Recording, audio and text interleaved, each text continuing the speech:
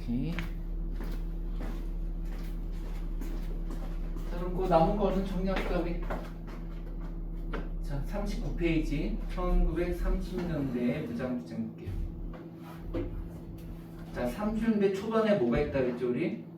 한중 연합작전이 벌어진다고 했어요. 그 한중 연합작전의 배경 알아둘게요. 배경이 바로 1931년의 만주사변입니다.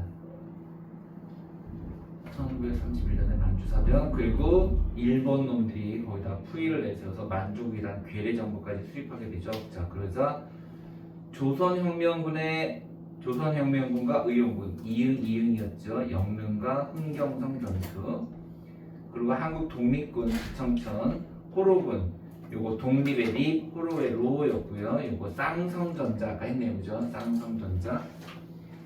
사회주의 세력의 항일 유격투쟁. 자, 근데 이 문제는 아까 여기서 이제 생략돼 버렸네.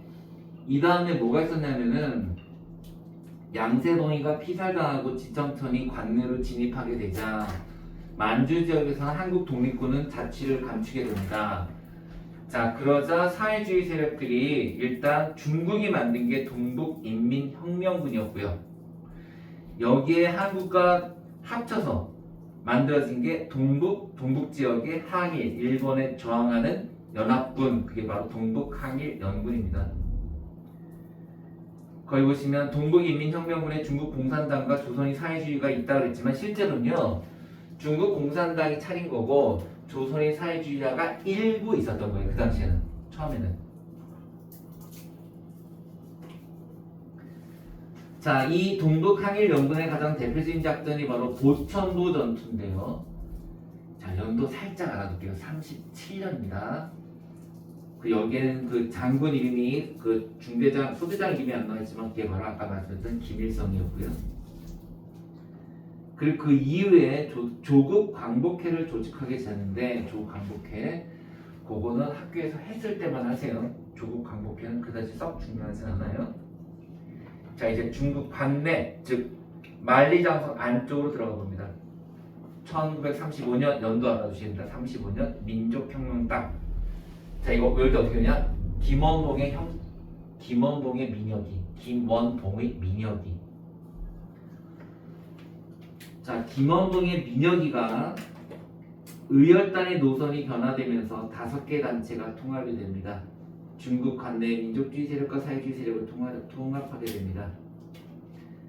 자, 그러나 조소안과 지청천 등 우파가 이탈하게 되면서 이제 사회주의 세력만 남게 되는데, 여기 나와 있네요. 이 민혁이 이름을 그래서 아예 빠지면서 항상 사회주의자들이 붙인 이름 있잖아요. 조선. 그래서 민혁이 이름이 조민혁으로 바뀝니다. 그 이후에 좌파 단체가 통합되면서 조민련으로 바뀝니다. 자, 다시요. 민혁이가 조민혁으로, 조민혁이가 조선민족전선연맹 조민련으로 바뀌게 됩니다. 조선왕과 지청천은 김구와 합류해서 충칭으로 가게 되고요. 자, 그 다음 조선의용대가 결성되는데, 조선의용대는 조선민족전선연맹의 산하부대입니다. 38년입니다. 배경 알아주세요. 바로 그렇습니다. 1937년에 중일전쟁 때문입니다. 조선의용대는 김원봉이 주도했고요. 중국 국민당 누굽니까? 장제스의 전폭적인 지원을 받아, 요거 주세요. 중국 관내 최초의 한국인 무장부대입니다.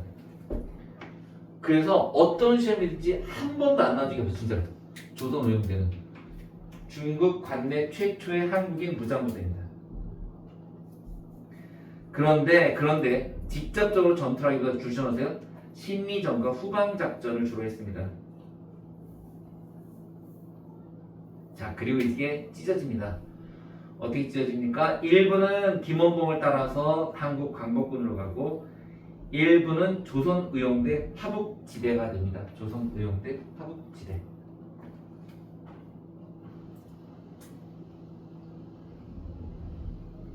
자, 문제를 또 봅니다.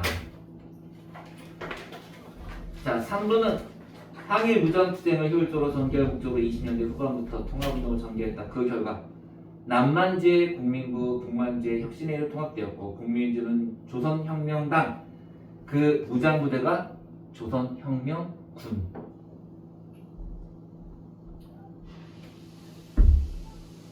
자, 조선혁명군 이응이 포인트라는 거 기억하세요?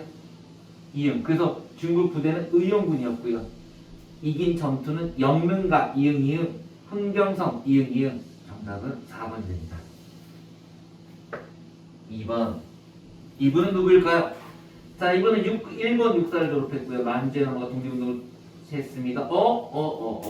대전자령 전투에다가 한국 광복군의 총사령관이었던 이분의 이름은 지청천. 표로 싸움 못하는 분이셨는데요.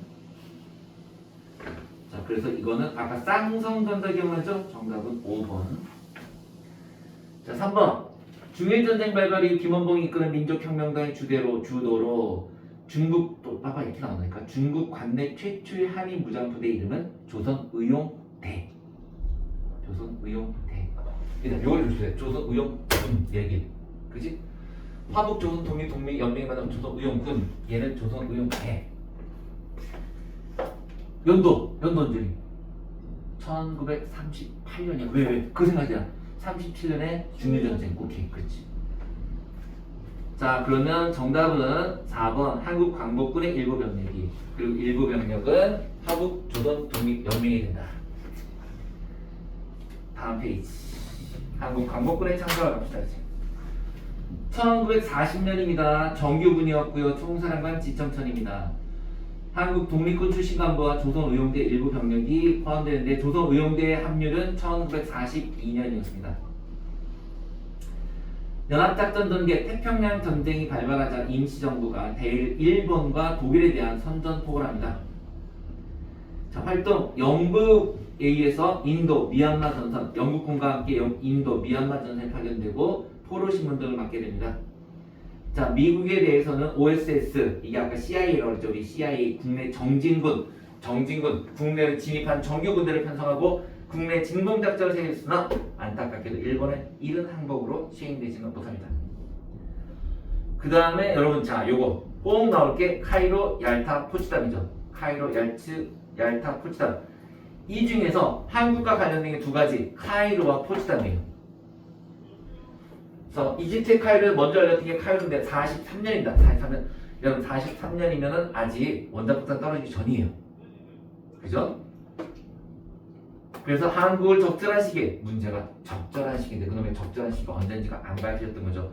적극적으로 추진했던 사람은 중국의 장제스였습니다. 자, 그러다가 얄타회담은 45년, 광복이 45년 8월이거든요. 그해 2월달에 열렸던 게 얄타회담. 이 얄타회담에서 진짜 얄밉게도 소련이 전쟁이 끝나갈 것을 알고 일본에 대해서 참전할 것을 결정짓게 되죠. 자, 그래서 이때는 중국 대신에 소련이 들어갔고요. 그리고 포츠담 선언 45년 7월달. 7월달이면 이제 진짜로 일본이 항복하기 직전입니다. 그때 포츠담 선언으로 미영 중인데 중요한 것은 카이로 선언의 이행을 재확인했다는 거죠. 자, 순서는 카얄포입니다. 카얄포. 포츠담은 카이로의 확인. 문제 봅시다.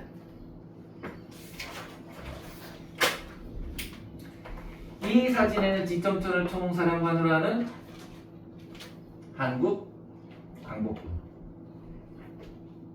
그죠? 이거 대한 아닙니다. 한국입니다. 한국 광복군.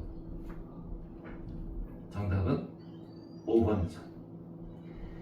6번 가해 군사조직.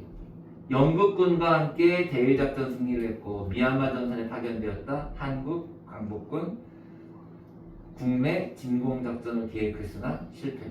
정답은 3번. 7번 한글 암호표. 대한민국 임시정부가 1940년 충치설 창설한 정규군인 이 부대는 한국 광복군 OSS와 함께 무전 암호까지 만들었습니다. 그러나 사용되지는 못했다. 정답은 4번 영국군과 함께 인도 미얀마 전선에 투입. 8번. 자, 요것도 한국 광복군. 정답은 5번 미국과 연합하여 국내 진공작전 계획. 자, 이제 마지막 페이지. 이 태극기는 김구 주석이 미국으로 가는 미우스오그 신부에게 준 것이다. 오른쪽에는 대한민국 정부가 춘추 창설한 한국 광복군. 정답은 국내 진공작전 3번. 밑줄 치니 군대 40년 9월 17일 직청천을 총사령관으로는 한국 광복. 근데 이선이 남아있다고? 와, 특이하네. 자, 정답은 국내 진공작전 4번이고요. 11번 또 한국 광복군. 정답은 5번 미얀마 인도전선. 12번 2022 수능 OSS 나와있네요. 또 한국 광복군 인도 미얀마 전선. 다음 주에 좀 어려울 때좀 좋죠. 오늘은 좀 어땠든 정리한 데 의의를 두고 그렇게 하도록 할게요. 자, 그러면 이제 우리는 사회문화로 다시 갑시다. 사회문화로 이걸 잠깐 끌었다 다시.